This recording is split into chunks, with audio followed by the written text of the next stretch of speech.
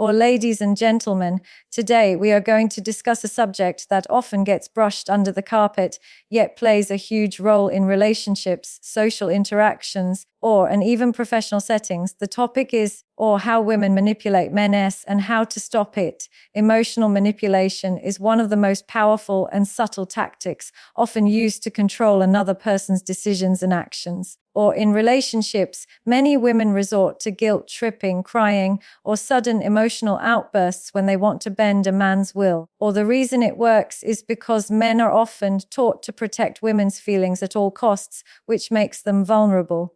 When a man sees his partner upset, or he instinctively feels responsible and wants to make it better, the conclusion is that emotions become a weapon when boundaries are unclear, or the use of guilt is particularly effective because it places a heavy psychological burden on men. A woman may say things like, "If you loved me, you would do this," or "You don't care about me at all." Such statements push men into compliance, not because they agree, but because they want to avoid the pain of being labeled uncaring. Or the conclusion here is that guilt forces men to act out of fear rather than choice, which erodes authentic love. Tears are another strong tool that make men feel helpless. Or when a woman cries, many men immediately assume they must have done something wrong, even when the tears are strategic. Or this triggers protective instincts and makes men change their decisions quickly. While genuine sadness should always be addressed with care, not every tear is innocent. Or some are used as leverage to extract concessions. The conclusion is that men must learn to distinguish between authentic emotion and performance, or they will always be controlled by tears. Silent treatment is also a common form of emotional manipulation. Instead of openly communicating dissatisfaction, or some women withdraw affection, attention, or conversation until the man caves in.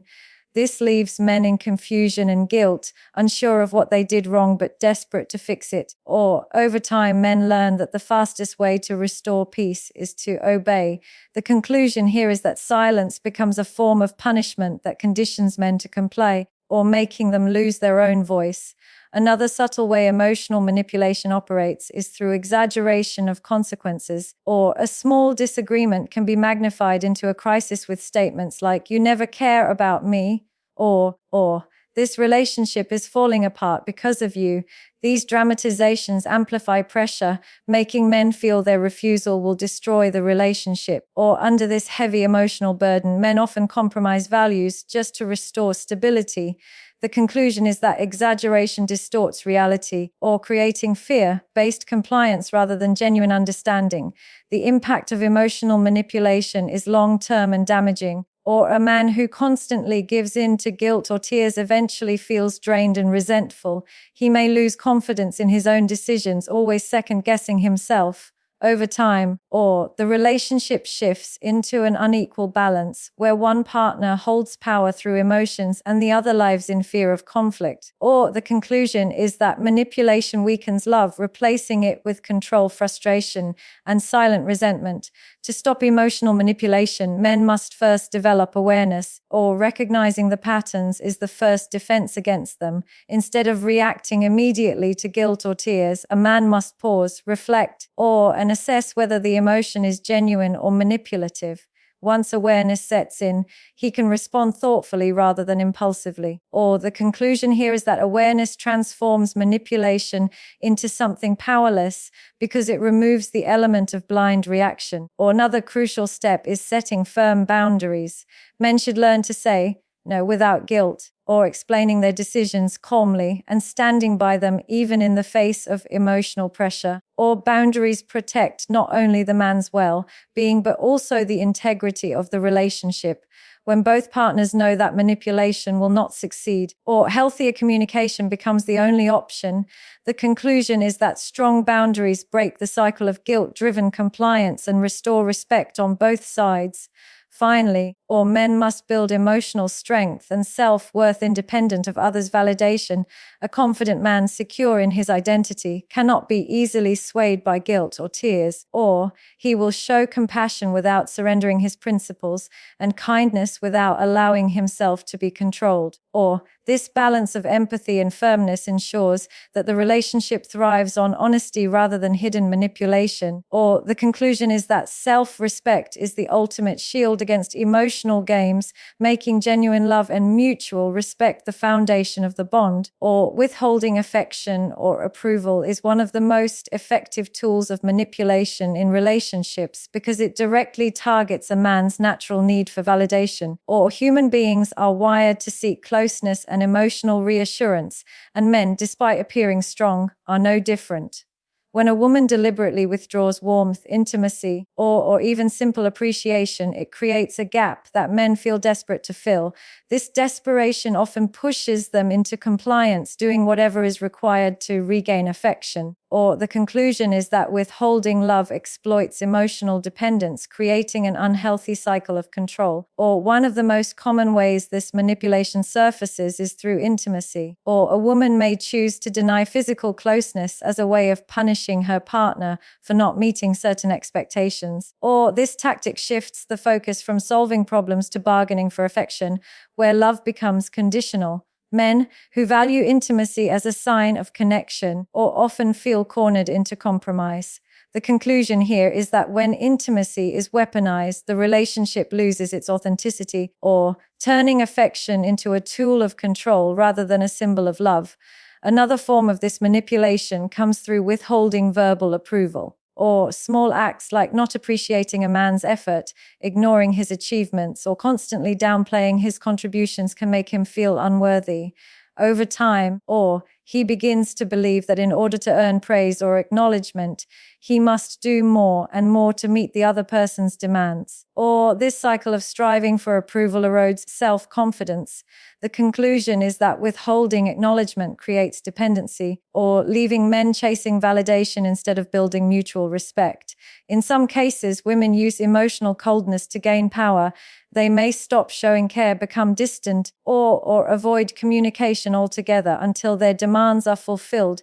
This sudden shift in behavior leaves men feeling unsettled, wondering what went wrong, or eager to restore normalcy. In their attempt to fix the situation, men may surrender their stance on important issues just to regain warmth. Or the conclusion here is that emotional coldness manipulates men by exploiting their discomfort with rejection and silence. Or this type of manipulation is particularly damaging because it teaches men that love is conditional. Or they begin to associate affection not with genuine connection but with compliance. Instead of being loved for who they are, or they feel loved only when they act according to someone else's script. This destroys individuality and authenticity in the relationship, leaving only performance. Or the conclusion is that conditional love is not love at all, but rather control disguised as care, weakening the bond over time. Or the long-term effects of withholding affection are devastating. Men often feel trapped in a constant cycle of proving themselves, or never secure in the stability of the relationship. This insecurity breeds anxiety, resentment, and self-doubt. Over time, or it creates emotional exhaustion that damages trust and intimacy permanently. Or many relationships collapse because one partner is tired of always striving to meet ever-changing conditions for affection. Or the conclusion is that withholding love corrodes trust and stability, leaving behind only frustration and emotional fatigue. To counter this manipulation, or men must first understand the pattern and recognize when affection is being used as a bargaining chip. Awareness allows them to separate genuine issues from manipulative tactics. Or instead of reacting in desperation, they can calmly address the behavior and point out its impact on the relationship. Or this approach reduces the power of the tactic and shifts the focus to honest dialogue. The conclusion is that awareness breaks the cycle, or preventing men from being controlled by their need for reassurance. Establishing firm boundaries is another critical step. Or men must learn to value themselves enough not to compromise their principles in exchange for affection. When they refuse to be manipulated by withdrawal, or they send a clear message that love cannot be conditional, this empowers both partners to engage in open communication rather than resorting to silent games of power. Or the conclusion here is that boundaries protect men from emotional blackmail, ensuring that love is rooted in respect and honesty rather than manipulation. Finally, or men must cultivate self-worth that does not depend on external approval. A man who feels confident in himself does not panic when affection is withheld, or he values love and closeness, but he does not see them as conditions for his worth. This emotional independence makes manipulation ineffective, or because the man refuses to bend out of fear of rejection. In such a space, relationships thrive on mutual respect instead of control. Or the conclusion is that self-confidence dismantles manipulation, or replacing it with authentic connection built on equality. Financial and material pressure is another powerful form of manipulation that has existed in relationships for centuries. Or in many cases, women subtly or openly equate love with money, gifts, and a lavish lifestyle. Or a man who truly cares about his partner often feels compelled to spend excessively to prove his devotion. Over time, or this conditioning turns affection into a financial obligation. The tragedy is that instead of valuing love for its sincerity, it becomes measured in material offerings. Or the conclusion is that financial pressure transforms relationships into transactions, stripping away genuine emotional depth. Or this manipulation often starts small and grows over time. A woman may initially request small favors or occasional gifts, which appear harmless. However, or as the pattern continues, expectations rise, and men find themselves under constant financial demand.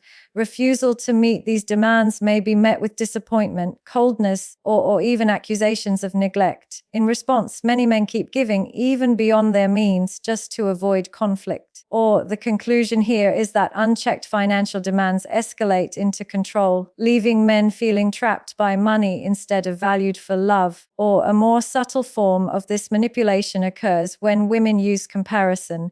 They may reference what other men are doing for their partners, or such as buying expensive gifts or funding luxury trips. This indirect shaming creates insecurity in men, or making them feel inadequate if they cannot match or exceed those standards. To prove themselves, men begin overspending, not out of genuine desire, but out of fear of being seen as lesser. The conclusion is that comparison fuels manipulation by exploiting insecurity or pushing men to sacrifice financial stability for validation. Another destructive aspect of financial manipulation is the expectation of constant provision, or some women measure a man's worth solely by his ability to provide, making him feel disposable if he fails to meet material expectations. Or this puts enormous psychological pressure on men, many of whom sacrifice their personal goals and mental peace to keep providing. In the end, or they become more like financial machines than partners. The conclusion is that reducing love to provision dehumanizes men, replacing partnership with dependency and exploitation. Or in certain cases, financial manipulation appears as guilt-driven obligation.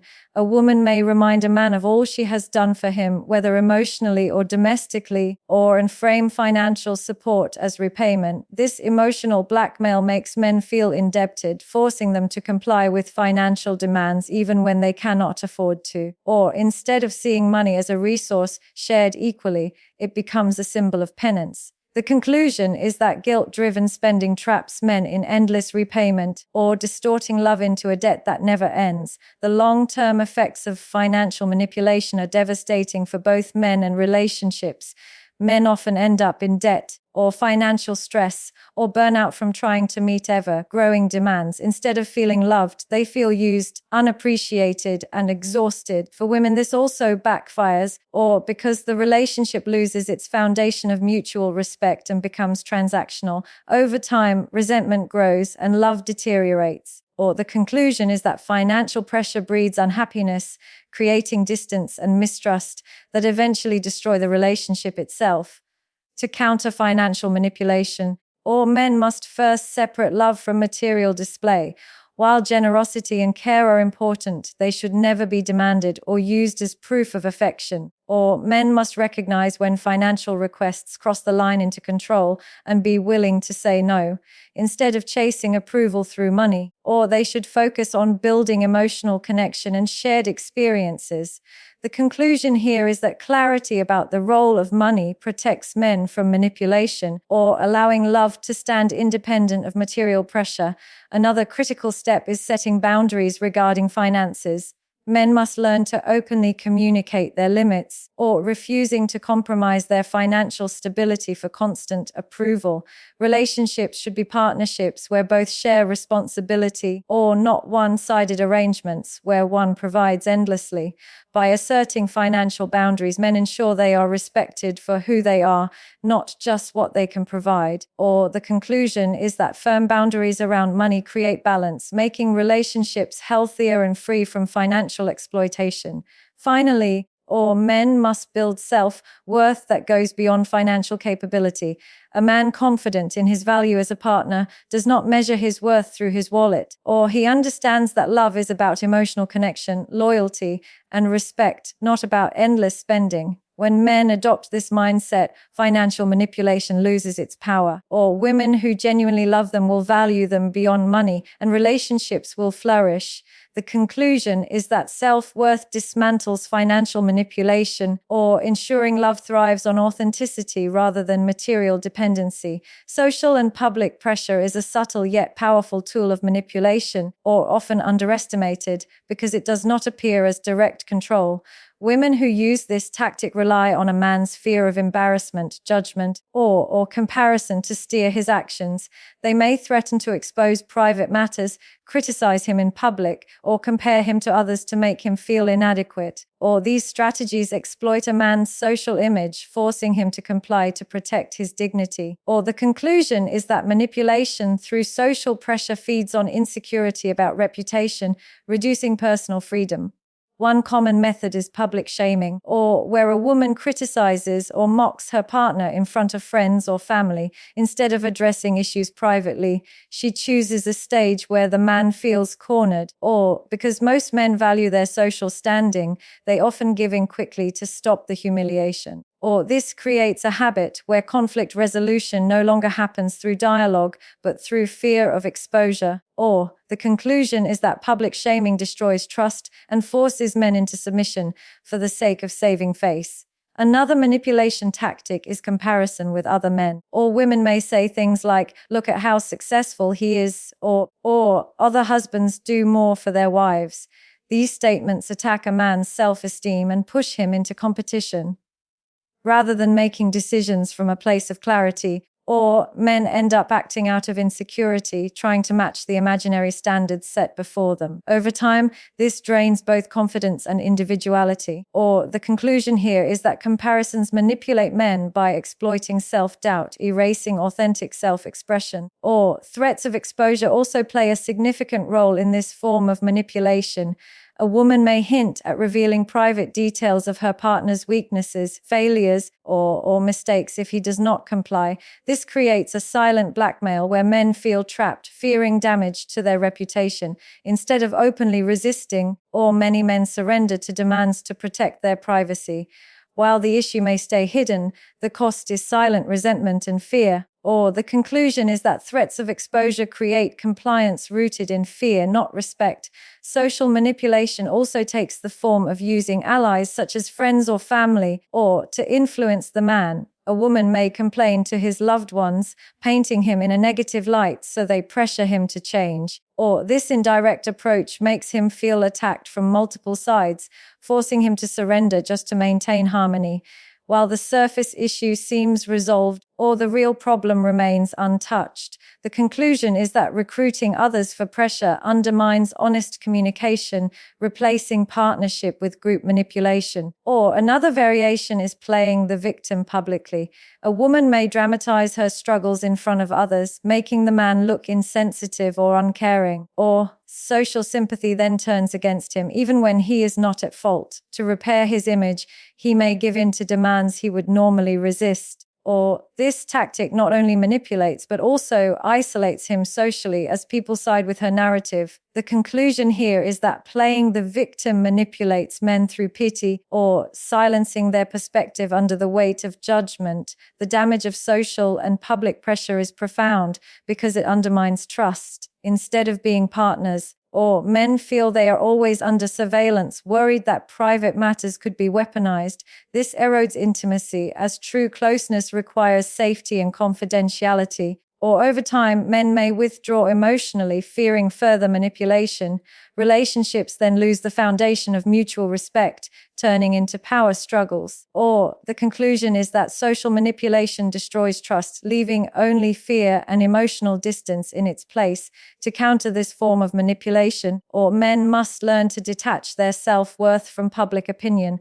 When they stop fearing embarrassment or judgment, social pressure loses its effectiveness. Or men should focus on their values and inner confidence, refusing to act merely to save face. This shift makes them less vulnerable to tactics like comparison, exposure, or shaming. Instead, they stand firm in their principles regardless of outside voices. The conclusion is that inner strength neutralizes social manipulation, or replacing fear with integrity and resilience. Finally, the key to overcoming social pressure lies in direct communication and boundary setting. Or men must address manipulation openly, making it clear that public shaming or comparisons are unacceptable. By refusing to entertain these tactics, or they shift the relationship back to honesty. True partnership requires solving issues privately and respectfully without bringing outsiders into the conflict. Or, when this becomes the standard, manipulation loses its place. The conclusion is that clear boundaries and honest dialogue dismantle social control, restoring equality and respect in relationships.